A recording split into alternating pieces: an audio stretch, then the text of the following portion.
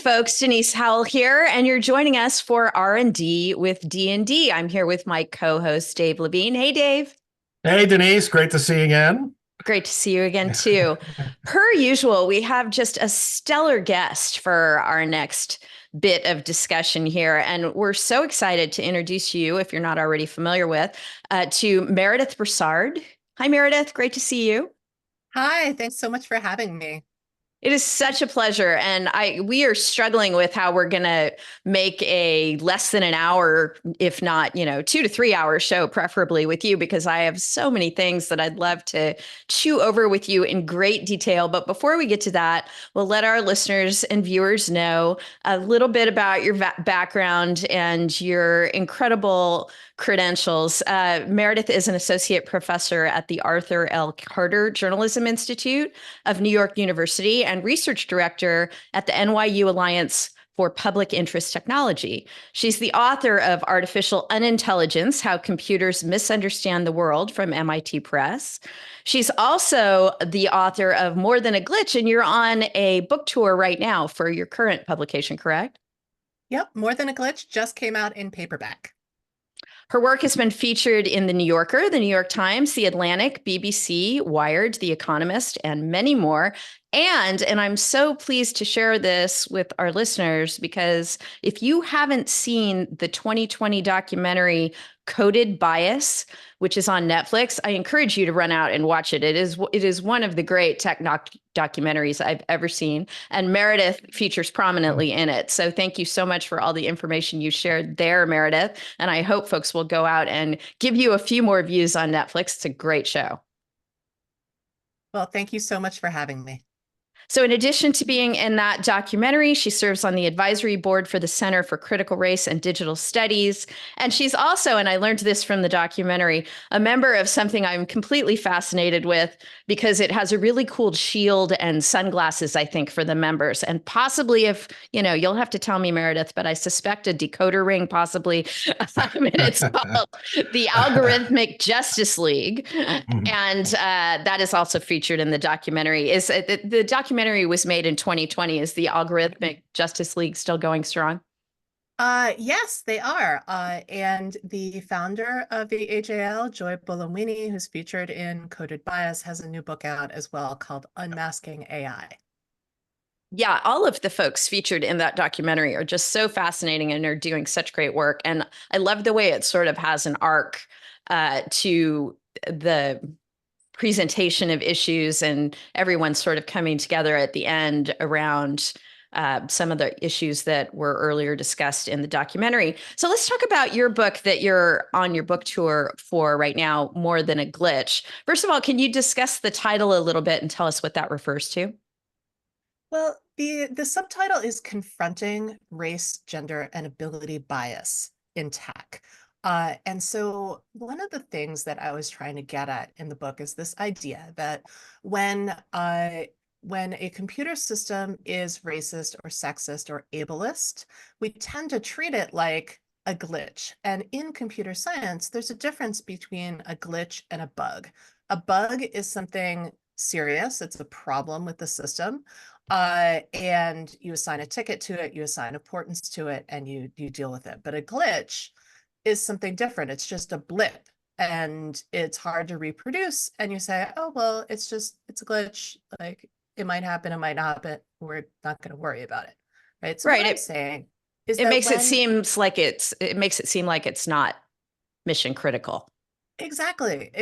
And so what I'm saying is that when we have these systems that are discriminating, like when we have the case of the racist soap dispenser that works for people with light skin but not dark skin, right, we need to treat that not as a glitch, but as more than a glitch. We need to look at not only the technology, but the underlying social phenomena behind the technology.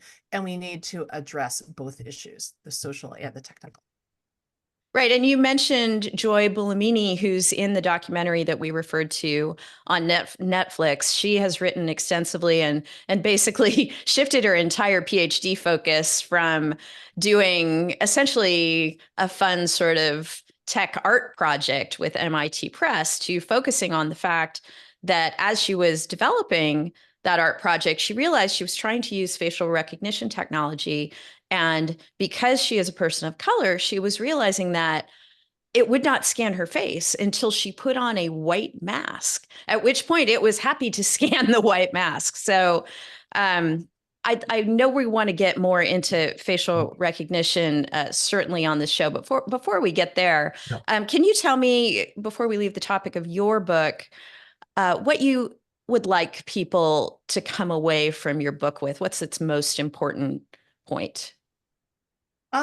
Well, summing it up in one, most important point is hard. Yeah. But what I would like to see people do is add more nuance to discussions about technology, especially when we're talking about AI nowadays. The discussions tend to veer into, is AI good or bad? And really, overall, we should be thinking about technology as a tool, not as a goal, right? So all of our problems that are easy to solve with technology have been solved. We're left with the really hard problems. And we shouldn't expect to be able to code our way out of really long-standing social issues. That's a really excellent point. Dave, what were you going to say? Yeah, I mean, picking up there, it's interesting, Meredith. I'm curious what you see as a quote unquote easy problem that has been solved versus where the newer ones are. Because as you know, and as our listeners know, writing about algorithmic biases has been going on for quite a while, as you point out. I mean, I can think of articles written by Solomon Barocas and others in the mid 2010s on these kinds of issues. So what are the is in your view the solved or a few of the easy solved problems that we can look back on and say that was a problem that we have addressed or even eradicated in technology? Well, there aren't that many problems in algorithmic bias that have been solved, Yeah, unfortunately. right. That was kind of Uh, what I was wondering too. So yeah, yeah, so yeah. I would make a distinction between kind of ordinary challenge, between solved challenges and unsolved challenges. Mhm. And when I think about these things, I think about different types of technology that falls into those categories. So like word processing, for example, Mhm. is a technical problem that has been solved. Like we have word processing. And I am old enough to remember when people did transition from typewriters to word processors to Mhm. personal computers, right? But now, uh, we have word processing. It works most of the time. We have it available on individual computers. We have it available on phones. We have it available in the cloud. We still have some bias issues embedded in word processing, but the core technology of word processing is pretty well understood and is pretty solved, right? Mhm. But bias issues are more subtle. So one thing that I have written about in the past is the problem of new words in word processing dictionaries, right? So if you're using something like Microsoft Word, which I use to, compose a lot of stuff, I was once writing a story about people who were using newer pronouns, like Z, Zim, and Zer. And I wrote this in the story, and Microsoft Word flagged it as not words, as misspellings, Mhm. right? So interestingly, there are always politics embedded in our uh, computational systems. And one Mhm. of the things that Cathy O'Neill always says is that algorithms are opinions embedded in code. Yeah, yeah, and of course, as we'll talk about later, who writes the code, all right? As we know, and aside from the lack of at least the history of focusing on ethics in coding, right, adds to those issues. So let me follow up on that. So what strides have been made more recently to combat technological biases in education, and what would you say is the biggest problem we still need to solve? So something that I wrote about in artificial unintelligence was the lack of learning materials for kids in schools. And we saw this really come to a head during the COVID pandemic. So I did a big research project where the core question was, Do kids in Philadelphia public schools have access to the books and learning materials that they would need in order to learn the material on the state mandated standardized tests? And they did not. And then I looked at, okay, do the schools have money to remediate the problem? And they did not. Their per student book budget was zero at that time. So obviously, as a professor, I'm really invested in in issues around educational technology. And I am all for using technology in schools, but I am mostly interested in education. And so Mhm. we actually have this wonderful technology called a codex. It's a Mhm. book. Mhm. And if you are going Right. to use these standardized tests that are made by the same companies who make the books, well, guess what? The material you need to pass the test is in the book. So the Yeah. most efficient thing to do is to buy the book, right? And we can mess around with ebooks and what have you, but the research shows that when we want deep learning, we really want to do that in print, not electronically.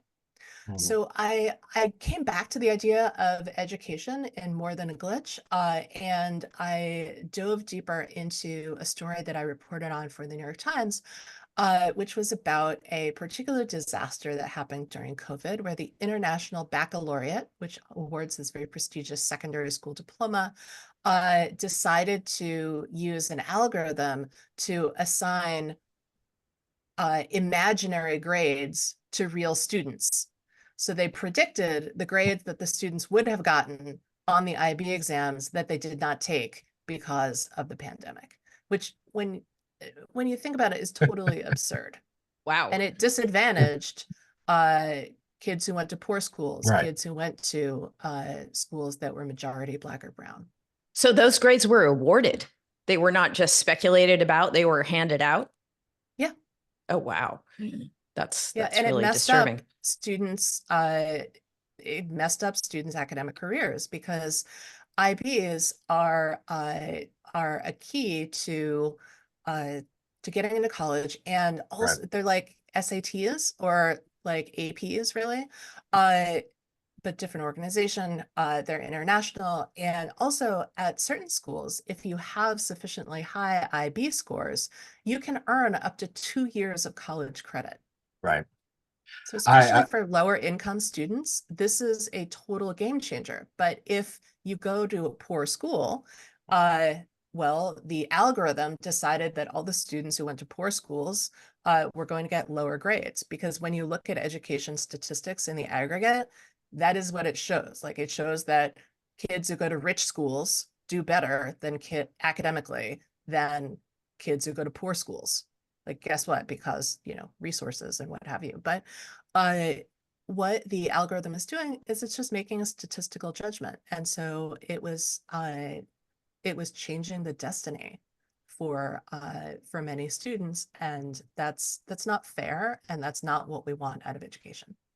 It's one of my sons is in an IB program in a public school here.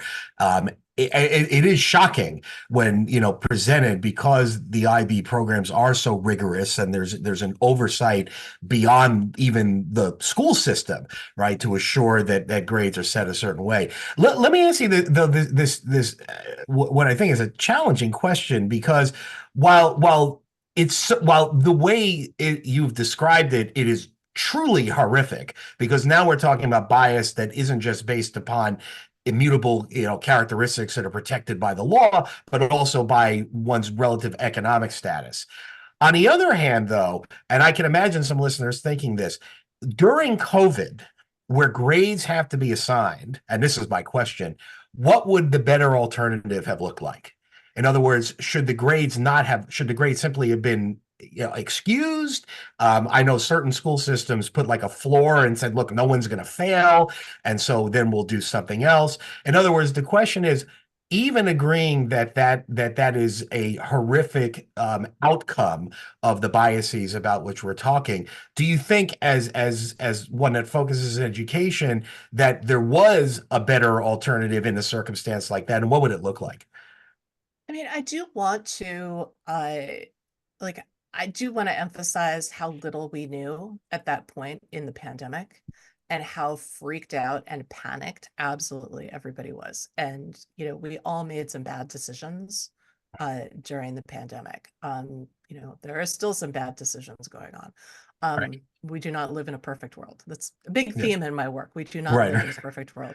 So And yeah, we'd have a tough time keeping our show going, Meredith, if the world became perfect. I don't know what yeah. Denise and I would talk about. So yeah. Yeah.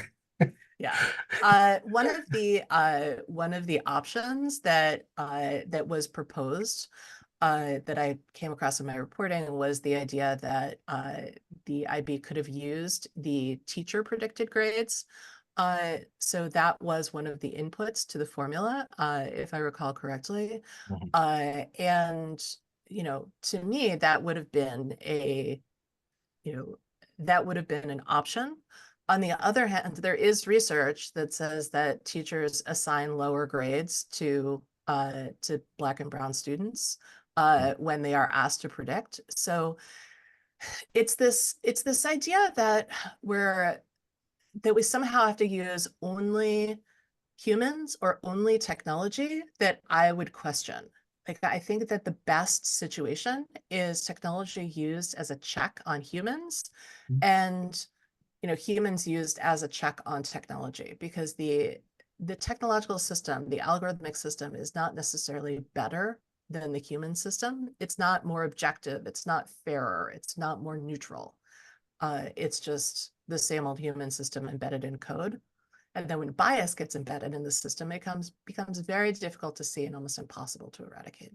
Yeah. The other thing that strikes me as really problematic about the fact that that happened is, and Dave and I both have, well, I had a high school age child at the time of the pandemic who's now in college, who was right in that time frame of when things like an IB score or an SAT score or an ACT score would have made a huge difference during the pandemic. But what the College Board and the folks who administer the ACT did, because of not knowing whether it was safe, they shut all that down during the Right. pandemic. So you didn't even, if you weren't able to get an IB score, or if you weren't able to also counterbalance it with an SAT score or an ACT score at the time, because they did not start re-administering those tests until I believe it was the fall of 21.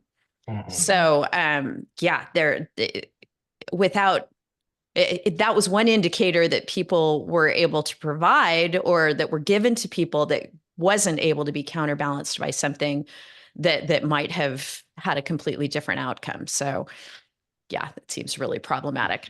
Right. Let's shift And gears. now Oh, we're sorry, go seeing ahead. now we're seeing schools that went to test optional, SAT optional during the Mhm. pandemic. We're seeing the pendulum swing back. So Right. places like Dartmouth are going back to taking the SAT, or requiring the SAT and ACT. Right.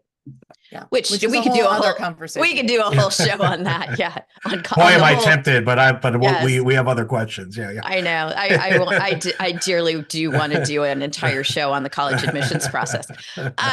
But let's shift gear to the cheery topic of cancer, Yeah, which yeah. is Yeah. something very, very near and dear to my heart right now. My mother is undergoing chemotherapy as we speak. Oh, I'm so And sorry. it's all right, actually. I think we've gotten to the point where we're sort of, past the shock of the experience and into, okay, what tools are available to us to make things better? And along those lines, you being, a tech tinkerer and a tech curious person, when you had your own personal experience with breast cancer and you had some mammogram results, I read, gosh, I forget who wrote this up so nicely, but I read a lengthy piece interviewing you about the fact that you took some of your mammogram imagery and ran it through an open source AI tool to see how it would do. You knew there was a tumor there. You kind of just wanted to see what the tool would spit back at you. And the results were sort of underwhelming. It flagged the tumor, but it really didn't give you further information that would have been useful. And I'm wondering, particularly from your perspective as having undergone cancer treatment yourself, if there are other areas where you feel AI can assist or improve tailoring people's experiences as they work through their journey in combating the disease. Well, let me start by talking a little bit about how I got into that particular situation. Yeah. Because it was COVID.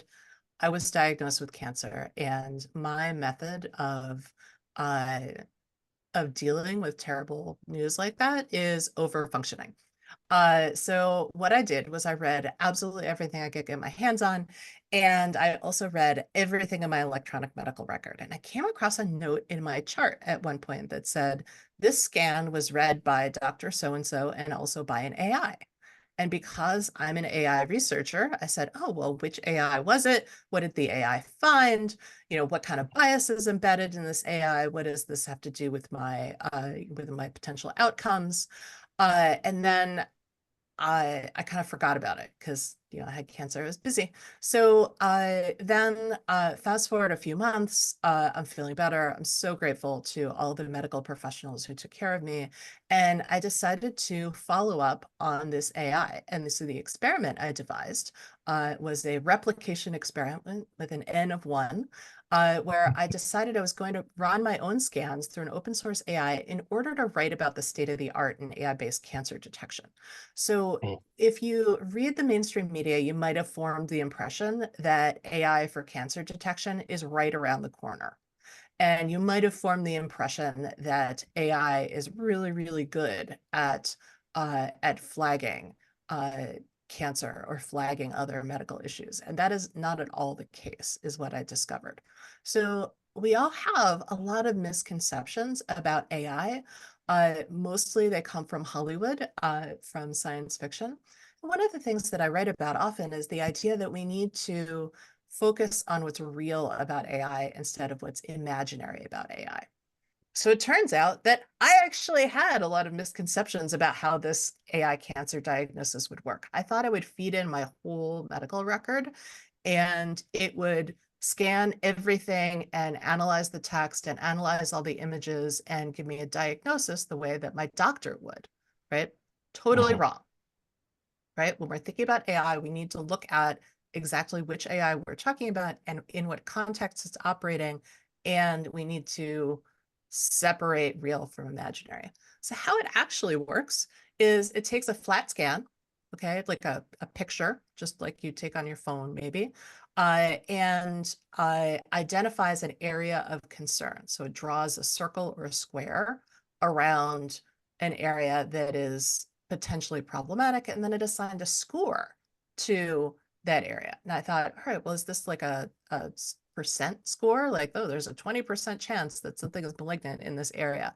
No, it's just a score, right? Because if it were a prediction, then it would fall into a different, medical device category. And the developers did not want to be in that category. They wanted to, do the research that they were doing. So they were like, nope, it's just a score. It's just a tool. Was Right? it a score that indicated we have this degree of confidence that this should be investigated further? What I talked to the developer, and what he emphasized over and over again was, this is just a score between 0 and 1.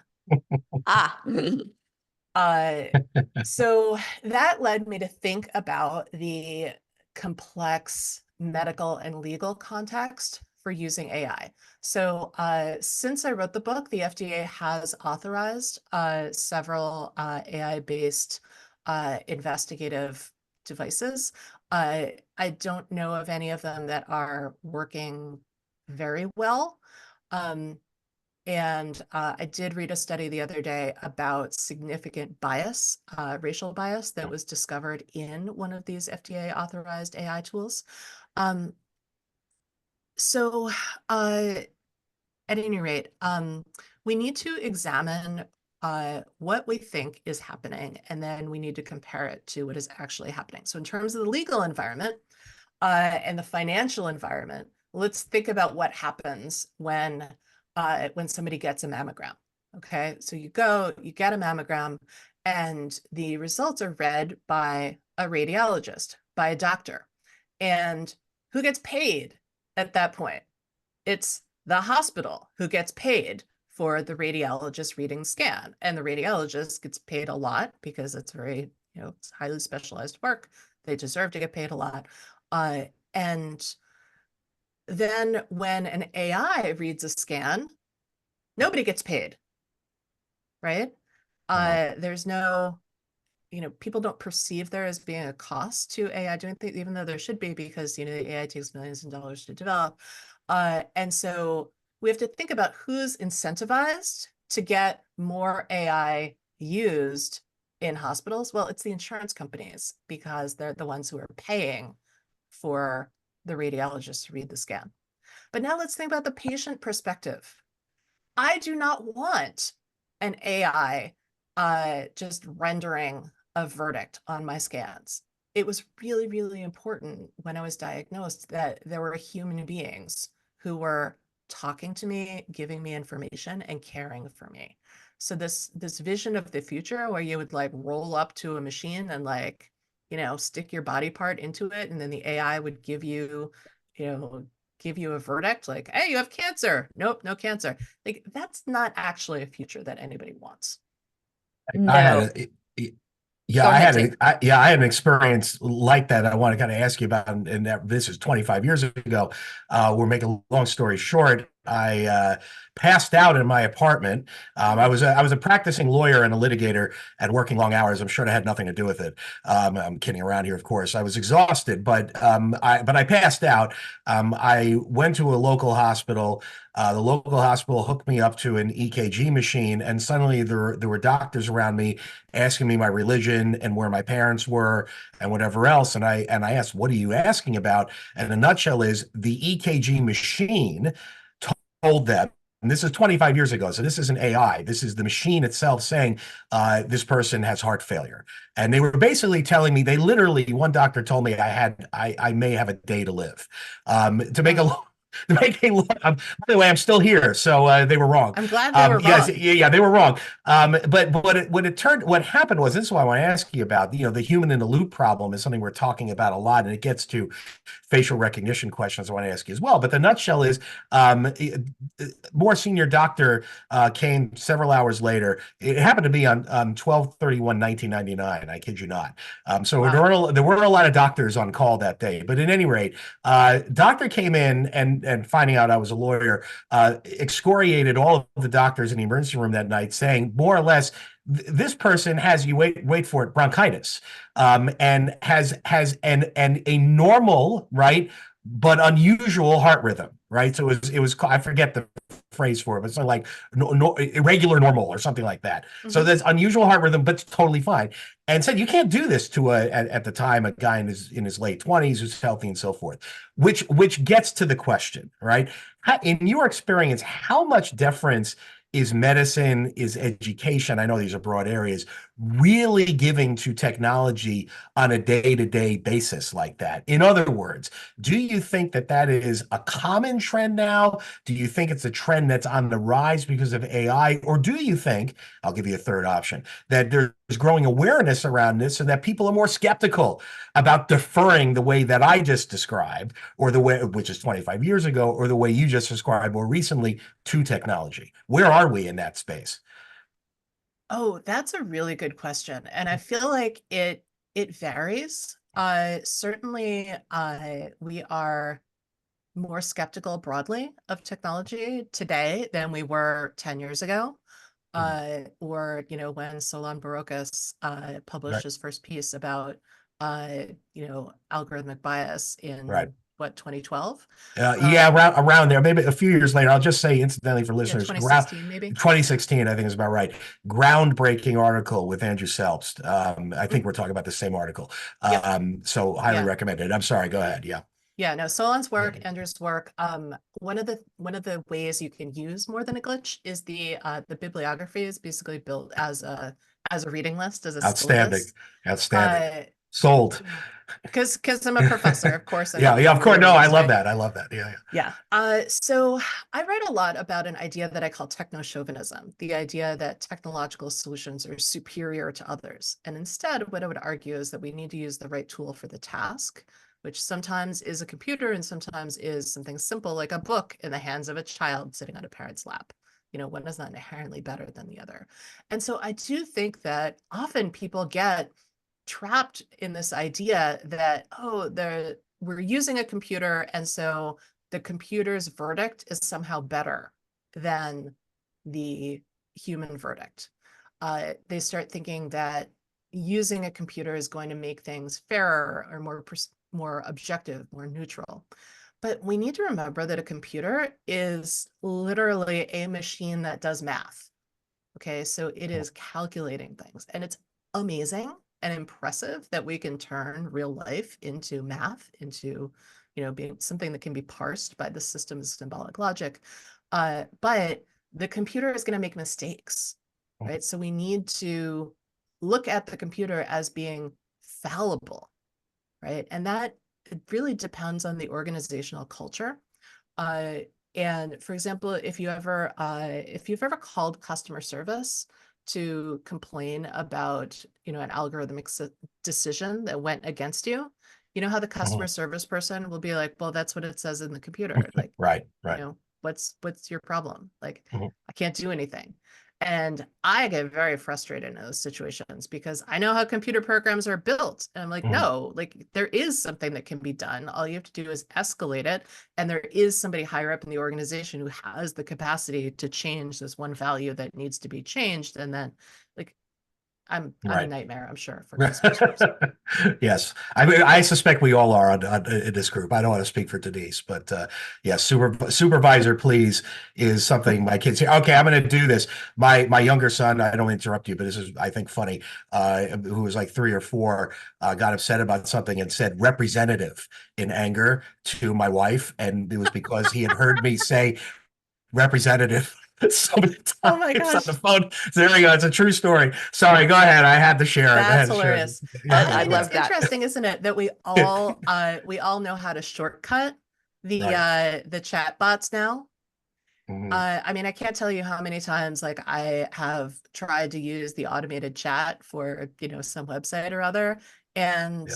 like the automated chat is useless because all it's doing is going through the script. And guess what? Like I would not be contacting the automated chat if I had a problem that could be solved by the automated script. Right. Like I'm Right. contacting you because I have a problem that requires human intervention. So Mhm. there is something called the Blueprint for an AI Bill of Rights, Yes. published by the Biden White House, Mhm. that I think is really terrific. It uses human rights as a starting framework. And one of the provisions that it offers is this idea of algorithmic repair. So when an algorithm makes a decision that goes against you, you would have the right to repair. You would have the right to a complete explanation of what happened and why. And you would also have the right to get in touch with an actual human being who's empowered to believe you and change the decision. All right. I want to move into the topic of facial recognition, which features prominently in your work and in the Netflix documentary we referenced called Coded Bias. And I wanted to ask you, first of all, on a broader, sort of more surveillance based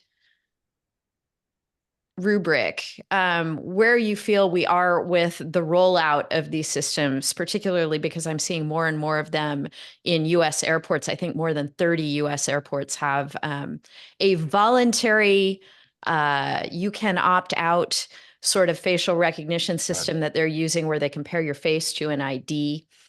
And actually, my son's ID failed to pass that test. He Mhm. happened to have his passport on him, so he was readily able to show, "Hey, this is me. Here's who I am." And so there was no delay or controversy there. But not that many Americans have a passport or carry an alternate form of TSA acceptable ID with them at all times.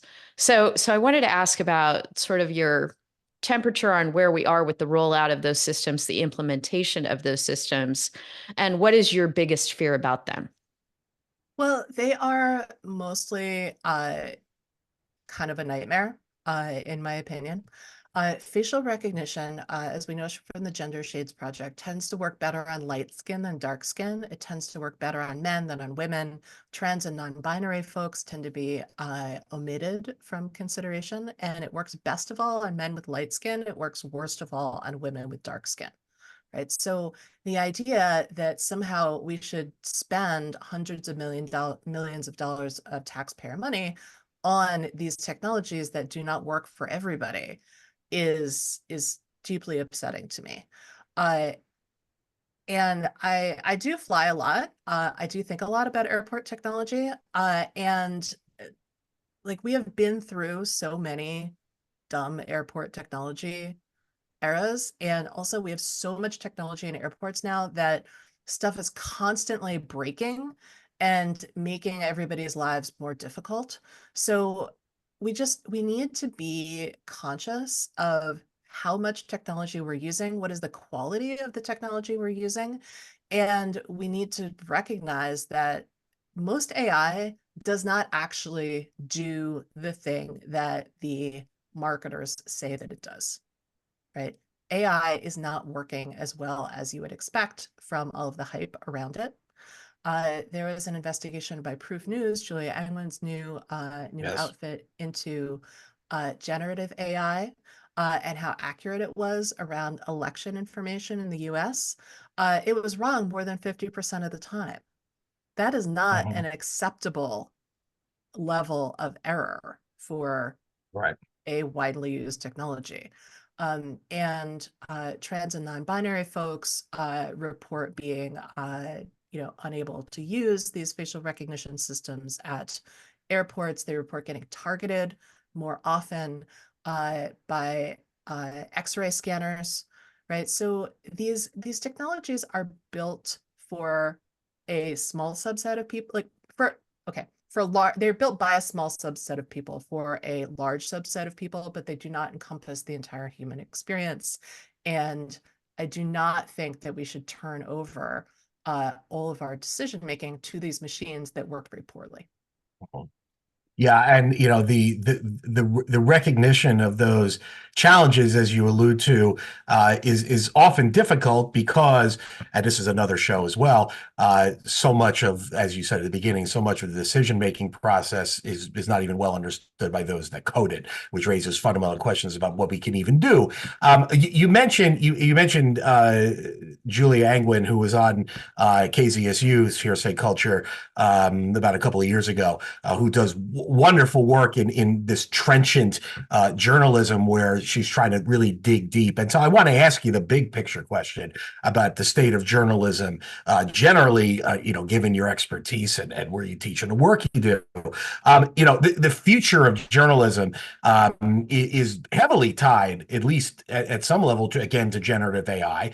Both we know, and I'm not asking about the law, but we know about the New York Times' lawsuit against OpenAI involving more or less copyright infringement. But we also see smaller papers, right? Papers that, as we know quite well, are wildly understaffed. I mean, everywhere from local journalism to the Wall Street Journal, have let reporters go in recent years, are using generative AI in ways of efficiency that actually may increase coverage of the city council meeting, of the board of ed meeting, and so forth. Where do you see in a positive? I mean, I think the negatives are kind of well known, or at least I should say well understood, but understood in terms of misinformation and things like that. But on a positive note, do you think that generative AI within the world of journalism could actually, if not solve, certainly help address some of the fundamental problems that boil down to lack of reporters? Unfortunately, no. Okay. Generative AI is I tried to be almost useless for positive. journalism. Yeah. We all did. Okay. All right. There's a report that came out of Oxford recently that went around to newsrooms and asked people, okay, how are you using generative AI? And most people said we're not using it because it's so inaccurate that it's useless. Mhm. I mean, being wrong more than 50% of the time is not something that journalists can afford to do. Like Right. journalists are invested in the pursuit of truth. And if you have these misinformation machines, like it doesn't really help. Mhm. Are there queries and yes, and that I mean the what technologists call hallucinations in quotes, but we can call lies or making stuff up in normal parlance. Do you think at least, and this ties to your work in education, do you think at least with regard to drafts or parts of the work? I mean, I guess my question is, putting aside, which I guess is hard to do, the fact that it hallucinates and you can't rely on the factual accuracy of what comes out. Are there any, which is kind of like saying, what about the play, Mrs. Lincoln?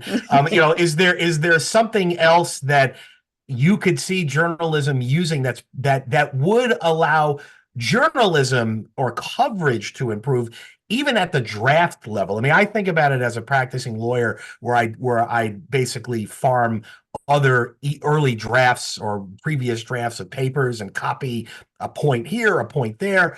Or is that even at this point not something that we can reasonably expect uptake in newsrooms?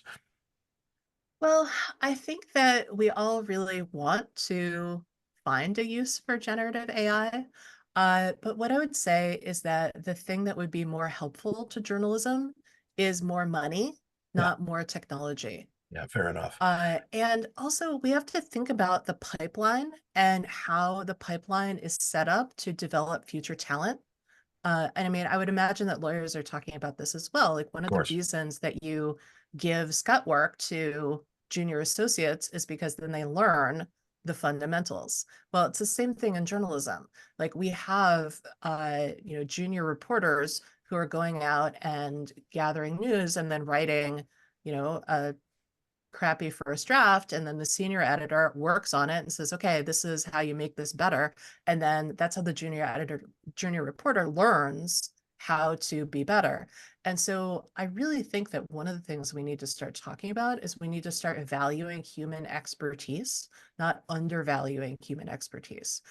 Because the big premise of generative AI is a big undervaluing of human expertise, undervaluing art, visual arts, writing, Mhm. interactive art. It's saying, oh yeah, like let's just take everything that's been made in the entire history of humanity and let's find the statistical average of it and just use that. I mean, Right. that sounds terrible to me. Well, we're One of the certainly happy, Meredith, that you are there on the front lines creating the new journalists of the future. And we're really, really grateful for the work you're Yeah. doing there because goodness knows we can't leave things like that to the LLMs. Right. We're going to Right. jump into our speed round questions now. We'll just fire a few questions at you that some of them are completely trivial. Some of them are more topical to what we've discussed today. And I'm going to move, I guess, from the trivial to the sublime and ask you about Shake Shack or McDonald's, Meredith. Shake Shack. There we go. One's opening near me, so I'll have to try it. Dave? Delicious stuff. One part of life, Meredith, that should remain an AI-free zone. Walking my dog. Absolutely. Yeah, Can't really nice. see the robot dog walkers of our future. No. um, for my West Coast benefit and my hopefully someday soon third trip to Yeah. New Yes. York City in my life. What's your Yeah. favorite restaurant in New York? Oh, good question. Right now, I think my favorite is Lafayette, which is on Lafayette Street. Yeah. They are the ones who have uh, not the cronut, but they have this croissant supreme Yes. that is very popular on TikTok. They're pretty glorious. Let me throw out a quick pitch for all the lamb chop and meat eaters out there. Keen's Steakhouse on Mm. 36th Street. That's been around literally since the 19th century. Okay, Denise, you didn't ask me that question. Most underrated author, Meredith. Underrated. Oh God, I have too many opinions on this. Um, what I would say is that my friend Jordan Ellenberg has written a whole bunch of, or has written a couple of really best-selling books about math, but also he wrote a novel many, many years ago called The Grasshopper King that I really love. The book that I have been recommending to everybody recently is called Chain Gang All-Stars, which is just spectacular and has gotten a lot of critical attention, deservedly so. Wonderful. What's one kitchen gadget you can't live without? Microplane zester. Ooh, perfect. Dave? Those are excellent. I've injured myself with those.